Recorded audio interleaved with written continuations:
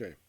Welcome back to Nick Lenz's Comic Corner, Classic Lesson Known Classic. This is episode number 2574 and Doubleshot number 2468. I got the final trade, the collect issues from this series, and the start of a new era for one series. First up we have is Doctor Strange and the Secret Defenders. Yeah, I know it's covered up, but here's the cover. This is that. Let's see. That is the cover for. Find it here. That's the cover for one of the issues. If you can see it here. Yeah, that's the cover for it. Collecting the first 11 issues of this really good ongoing series released back in the 1990s. Yep, the writers of this book are Roy Thomas and Ron Martz. Artwork is Andrea Cotis and Tom Greenberg. The front cover, that's Tim Sale and Dave Stewart. The back cover, this cover right here, which is also, believe it or not, the cover for the first issue, which is weird. They put the first issue in the back of the book. That's done by Andrea Cotis and Victoria Gunnan. So, Secret Defenders. I've kind of discussed the book already thanks to Deadpool and Secret Defenders, but that was a point in time when Dr. Strange was off the book, and he was placed as lead of the team with Dr. Druid. Yeah, Secret Defenders mostly are just a group of random heroes Dr. Strange assembles for an issue to deal with some threat, and they move on. The first lineup we have for the first issue is Doctor Strange, Wolverine, Nomad, Jack Moreau, Darkhawk, and Spider-Woman. And this is a lineup for the first issue.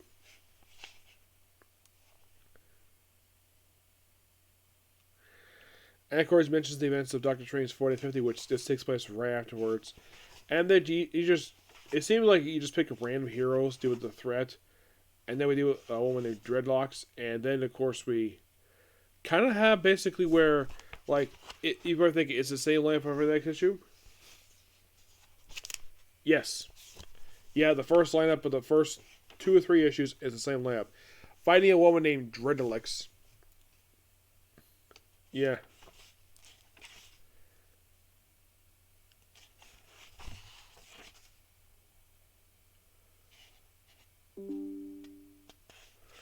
Yeah. And of course, do a new threat, these 5 people. And then, of course, basically that we still have the same lineup. Wolverine, Spider-Woman, Nomad. Yeah, we deal with the Macabre. Yeah, this group of, like, random individuals that we deal with here in this issue. Still Roy Thomas in the artwork here. Yeah. Not really a lot to go on here. And then pretty much basically, right after this, basically, the whole line gets replaced. After only 3 issues, with the exception of Doctor Strange, all those members get replaced with Punisher, Nemertita, and Sleepwalker. Take on someone called Roadkill.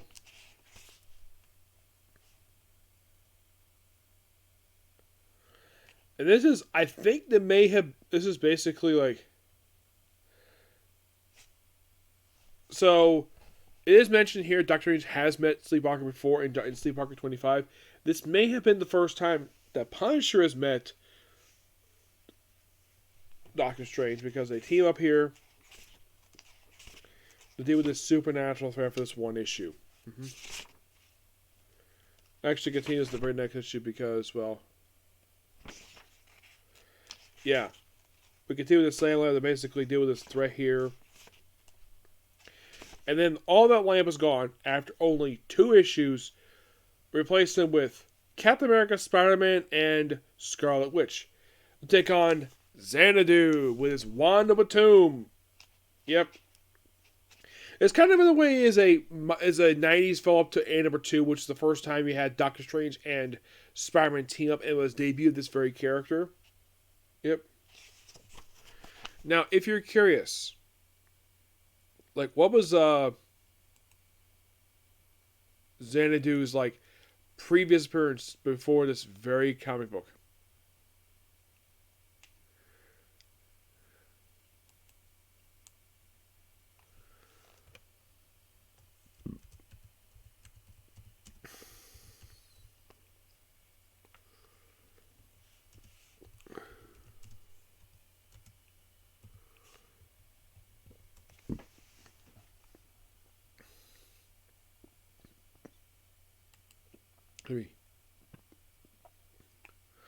chronologically, that last thing he appeared was in the one shot Doctor Strange, Spider-Man Doctor Strange, The Death's the Way to Death, done by also by Roy Thomas, Jerry Conway with Michael Barr on the artwork.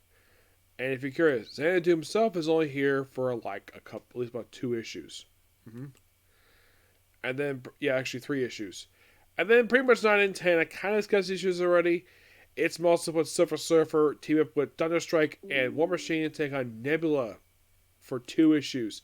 Linkara did a very famous 2-part review of these 2 issues. Like, of all the issues in Avengers, we had to pick these 2 issues. Okay. And issue 11 is mostly put a tie-in to Star Blast.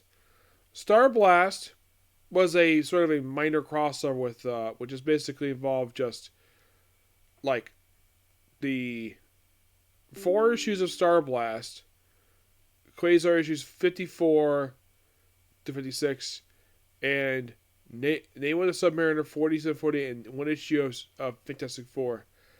Yeah, it's sort of this minor cosmic crossover. Oh, it's a crossover with New Universe. That's most of what it is. Sadly put, basically with this crossover, that Quasar gets canceled not long after this. Mm-hmm. Yeah, and the issue had opened up, like, by the way, the issue had opened up after events happening in the Doctor Strange comic at the time. Mm-hmm.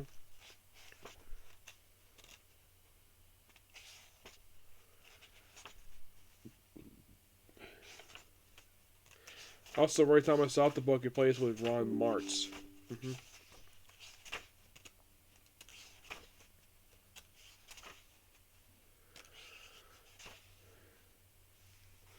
Yeah, we started with Nova.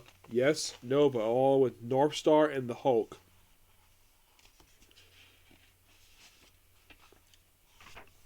We have him ramming at the Sangatane Tarn, which has been destroyed. Yeah, it says here it happened in Doctor Strange's own book. At some point it did, so he investigates in front of Doctor Strange, perfectly fine. And then basically, then we deal with the invasion of the New Universe stuff, and it's just a 1-issue thing, and like, really, for his last issue? Now, if you're curious, does he stop appearing in the book right after issue number 11 of this very book? It's surprising this only has 1 issue tied to this crossover. 1. Now, you might be curious. Does, of course, Doctor Strange not appear in the book after this one? Well, first we have a team of Defenders, Secret Defenders led by Thanos for 3 issues. Starts issue 12, wraps up in issue 14.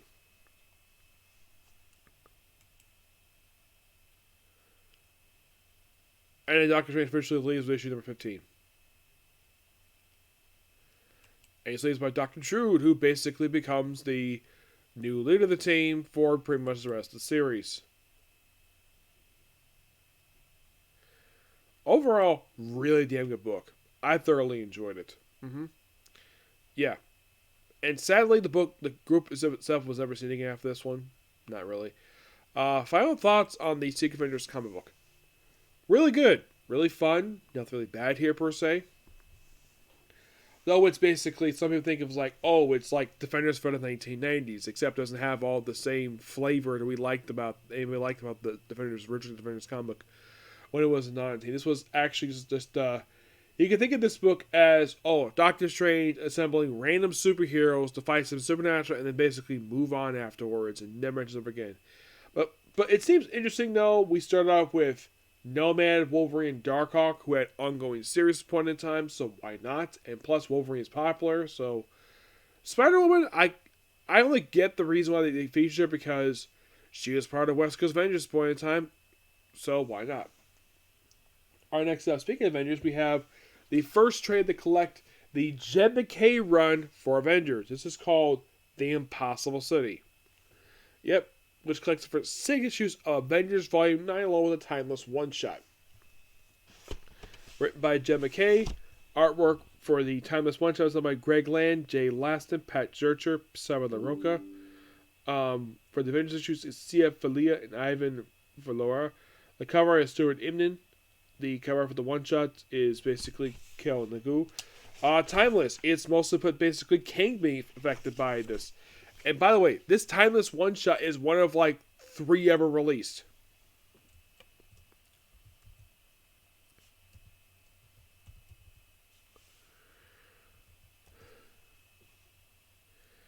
Yeah, this was the second one they released. Mm-hmm.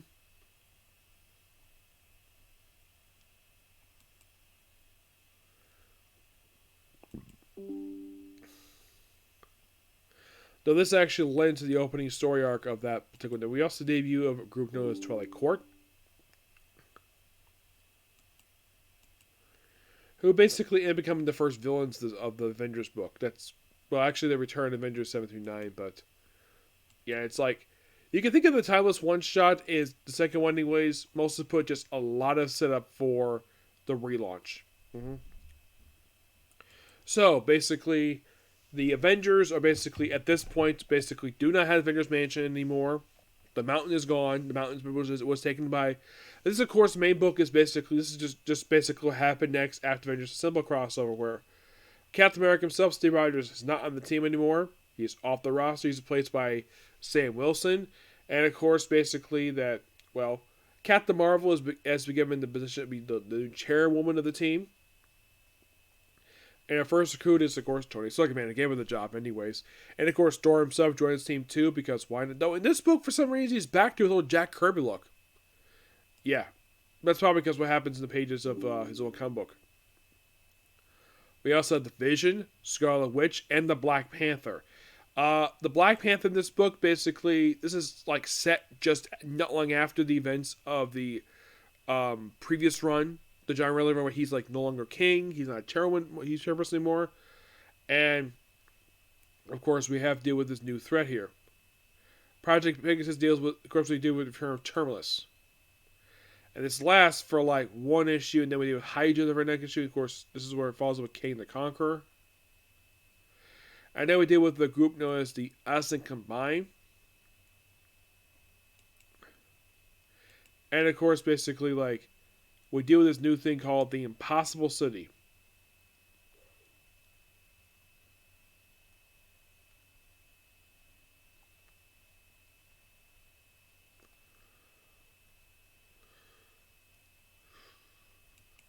Yeah, so pretty much in the way, like, they fight this group, they defeat them in these opening issues. Which is quite interesting. And the Impossible City itself becomes, well, their official headquarters. Yep. The Impossible City becomes the official headquarters for the Avengers. Which, if you think about it, it's the first kind of... If you think about it, this is the second time an Avengers team is based upon a space place, an orbiting satellite. Because they're the second Marvel team ever to do this, because Marvel doesn't usually do this very much. DC, the most noteworthy team to do this is Justice League. The Avengers have, the main team has never headquartered in space before. Never. Now here they are. I'm sure John MacKay was taking some notes from Jonathan Hickman's with the Impossible City stuff, which I thought was a really cool concept. Kang, of course, becomes sort of not like an antagonist of Avengers in these issues, more like an ally.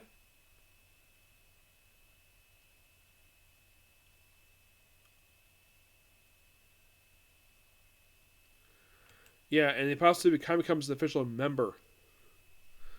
Yes, this space place, this basically this spaceship becomes their base operations. Yep.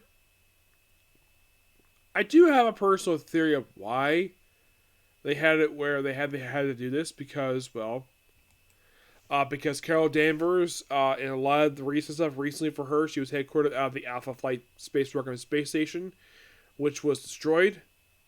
Presumably, the program is no longer on anymore. Nope. For some reason, it's not run anymore.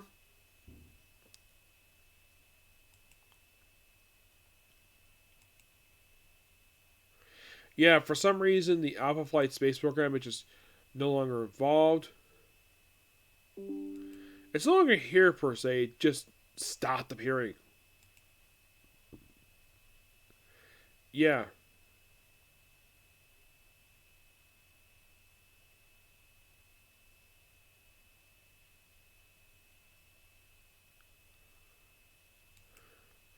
If you're really curious, when was the last time the Alpha Flight space program made appearance in comics?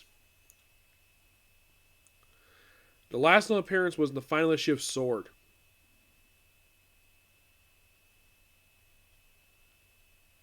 Yes, that was officially the last official time that the Alpha Flight program had appeared.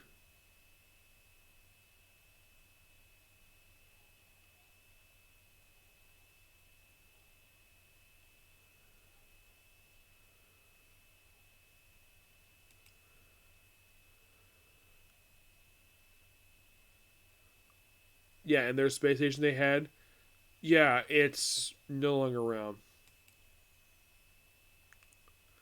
Not really. It's basically was a thing from 2015 to about 2018, I think it was. It did make the space station made a brief return in the Alpha Flight miniseries they published recently, which the events of the miniseries continued at the pages of X Force. Mm-hmm. Yeah, but this book, a lot of fun. Um, like I mentioned, I think that Jed MacKay is taking a lot of information with all the scientific stuff that we have here, which, yeah, a lot of fun. Doesn't feel boring. I gotta admit, this was a lot of fun. Okay, so that's the episode of you. Next episode will be One Piece. Okay, next view. Bye.